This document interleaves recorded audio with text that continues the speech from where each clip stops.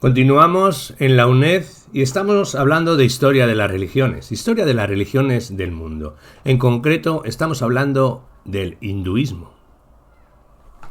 Hablemos de el Brahma. Brahma es el creador, el señor de las criaturas, el ordenador del mundo, el único más allá de los dioses. Es el primer personaje de la Trimurti. Representa el ser por excelencia en lo que todo existe.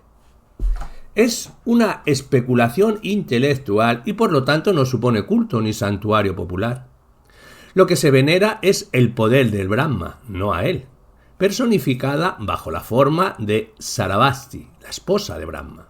De ahí que se le represente como una gran diosa, el Mahadevi, como la concentración de todos los aspectos femeninos, virgen, amante de su esposo, esposa fiel y madre.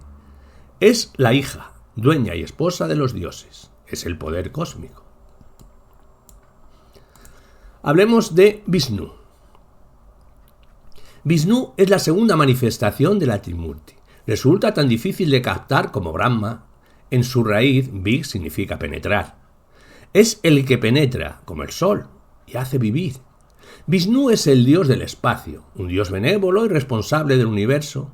Es él quien sostiene cuanto existe, el gran todo.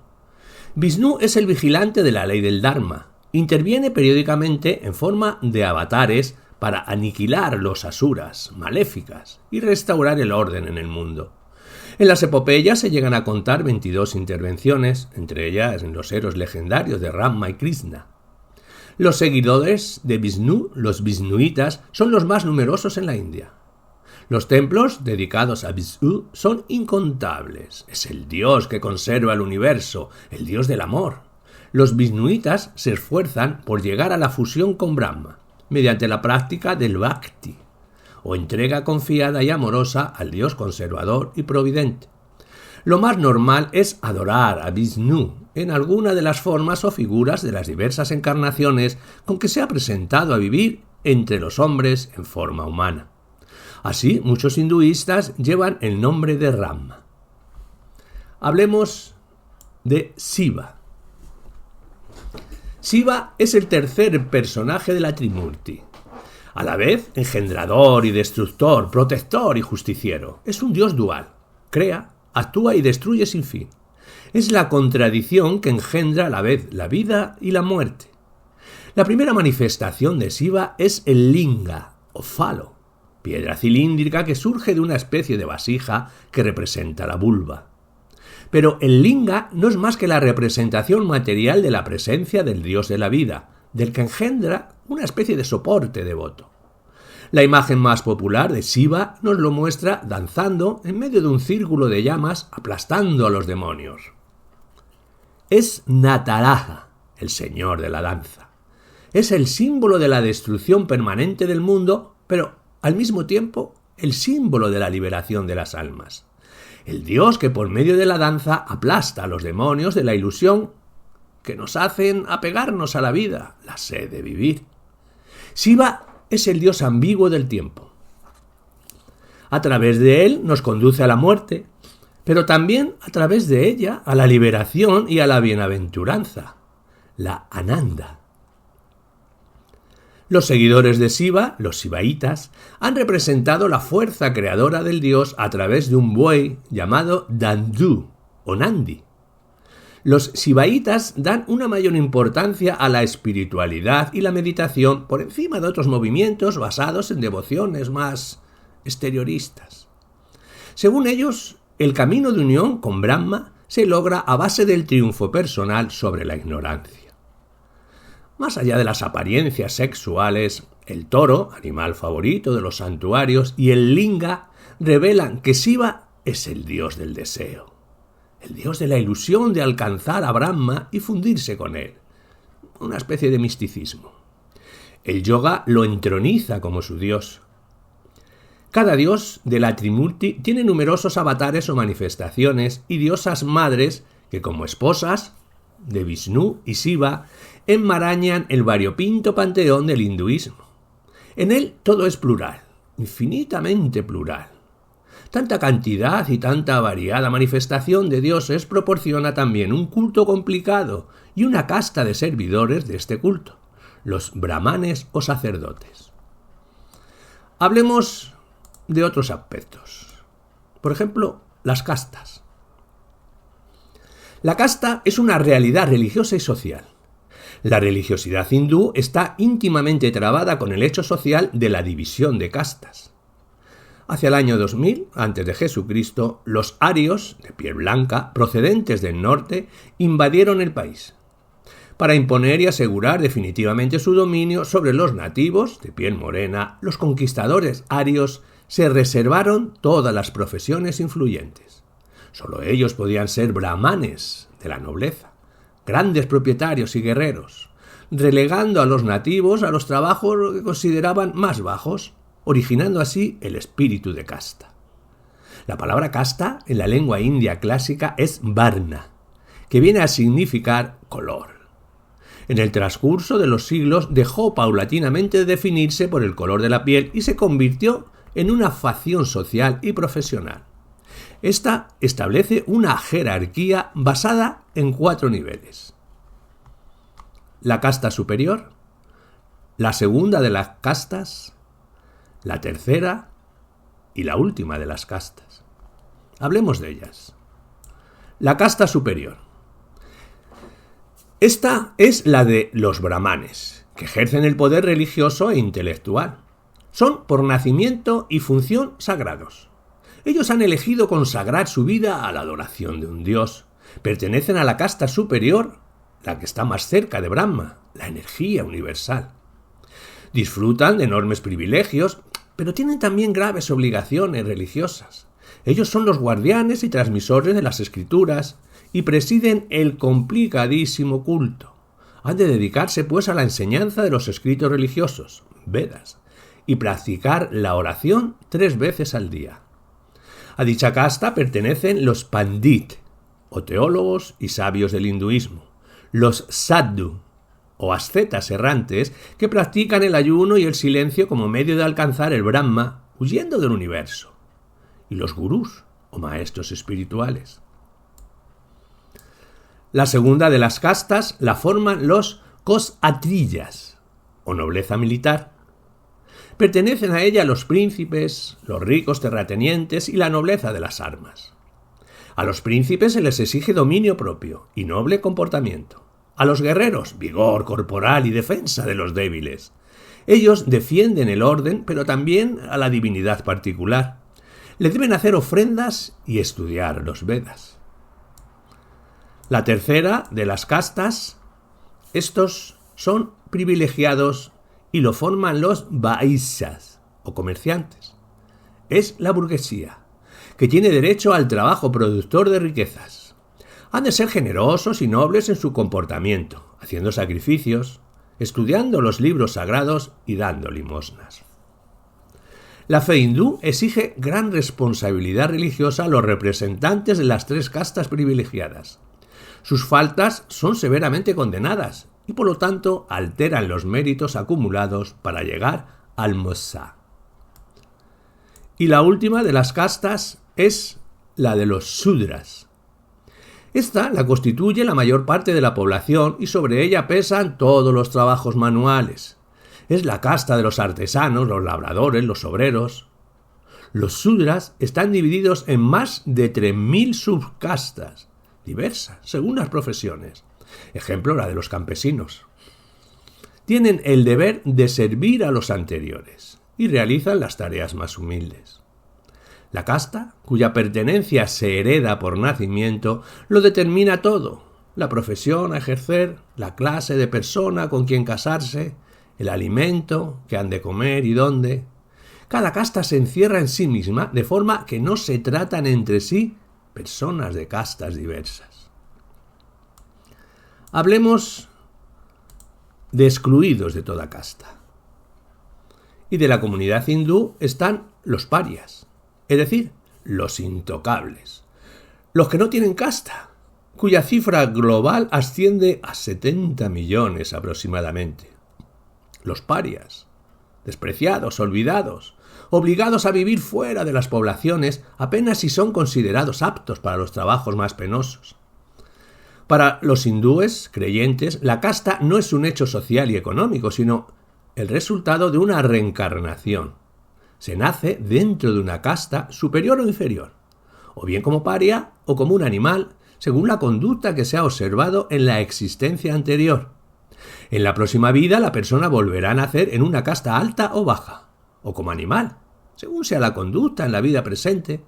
De ahí que se rebelen contra esta situación de discriminación social y los parias soportan resignadamente su propia suerte, que ellos saben que es provisional. En la búsqueda de la paz se integran los ideales de la ética hindú, el camino que conduce a Brahma, y se resume así: pureza, verdad, dominio de sí mismo, no violencia, misericordia, compasión hacia todo viviente. Destacamos a continuación algunos de estos elementos. El respeto a todo viviente. El respeto religioso a todos los vivientes es debido a que los hindúes ven a Brahma en todas las realidades que constituyen el mundo. Puede ser una piedra, un árbol, un río, un ave, una hormiga, una vaca. De esta manera, la mayoría de los hindúes piadosos son vegetarianos y algunos cuelan el agua antes de bebérsela para no dañar a las pequeñas criaturas que hay en ella. Característica única en el mundo es la veneración de los hindúes por las vacas. Estas se pasean libremente por las ciudades y los campos en un país donde millones de hombres se mueren de hambre. ¡Qué pena! Las vacas son una especie de animales legendarios. Son los rayos luminosos de la aurora, las manchas del sol, los rayos perdidos de él. Matar a una vaca es más grave que un homicidio. Se lee en los antiguos libros sagrados y dice: quien mate una vaca irá al infierno tantos años cuantos pelos tenía el cuerpo de la vaca. Igual respeto tienen los hindúes con las serpientes, o las que dan de comer si se introducen en sus casas y se guardan mucho de ahuyentarlas, o por los elefantes, que consideran sacrílego el usarlos para trabajar. El respeto se extiende a las diminutas hormigas o a seres tan desagradables para un occidental como las ratas, a quien la gente sencilla se entretiene en alimentar espontáneamente. En todos estos seres ve el hindú una ocasión de manifestar su amor a la creación, a Brahma. El hombre verdaderamente religioso renuncia al mundo y se dedica exclusivamente a Brahma. En la India se encuentran por todas partes los sadhus, o monjes hindúes. Estos, alejados del mundo de los sadhus, viven dedicados exclusivamente a la meditación. Comen una sola vez al día, de la caridad de las gentes piadosas. Esta disciplina del cuerpo, del alma y del espíritu se llama yoga. El yoga es el método filosófico ascético para llegar a la identificación con el absoluto de Brahma y así llegar a la liberación. El método estriba en el control del cuerpo y especialmente de la respiración para llegar al dominio de sí mismo y así liberar energía vital. Es como el cuchillo que rompe la red que te tiene aprisionado. Uno de los sistematizadores mejores del yoga fue Patanjali, 200 antes de Jesucristo, que establece 8 etapas de renuncia del mundo. 4 de ellas de simples renuncias exteriores y 4 de refinamiento de control de actitudes personales. Las nombramos: conducta moral irreprochable, pureza interior y exterior, dominio de ciertas posiciones del cuerpo y manera de sentarse, dominio de la respiración a voluntad, liberar la atención de las impresiones de los sentidos, fijación del pensamiento, meditación, contemplación absoluta. Cuando el yogui, por el control de la respiración, se olvida por completo de su cuerpo, pierde la conciencia del mundo exterior y, concentrándose en un solo punto, se disuelve, y la inteligencia cósmica le sustituye, produciéndose la liberación total. La mentalidad occidental hace que nos fijemos tan solo en lo más externo del yoga. Es un error considerarlo tan solo una técnica de relajación o de variante de gimnasia.